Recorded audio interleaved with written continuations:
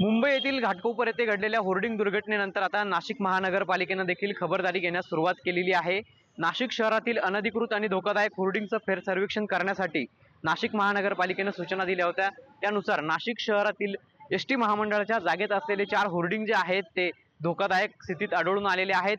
त्यामुळे नाशिक महानगरपालिकेने एसटी महामंडळाला हे धोकादायक होर्डिंग हटवण्यासाठी सूचना दिल्या होत्या, नोटीस दिली होती।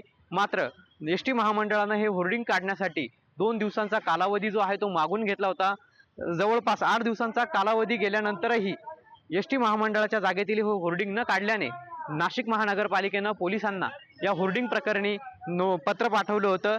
या जागेत दुर्घटना घडल्यास याला सर्वस्वी एसटी महामंडळ जबाबदार राहील अशा पद्धतीचं जे पत्र आहे ते नाशिक महानगरपालिकेने पोलिसांना दिलं होतं। त्यानंतर आता एसटी महामंडळाच्या जागेत असलेले अनधिकृत होर्डिंग जे आहे ते काढण्याचं काम जे आहे ते सध्या सुरू असल्याचं आपल्याला पाहायला मिळतंय। जवळपास 40 बाय 80 फुटाचं हे जे होर्डिंग आहे ते गॅस कटरच्या साहाय्याने काढण्याचं काम आता सध्या सुरू आहे। पवन येवले, TV9 मराठी, नाशिक।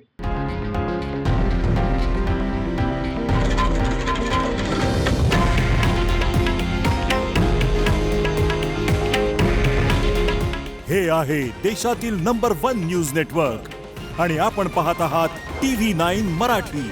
काळजी तुमची, हित महाराष्ट्राचं।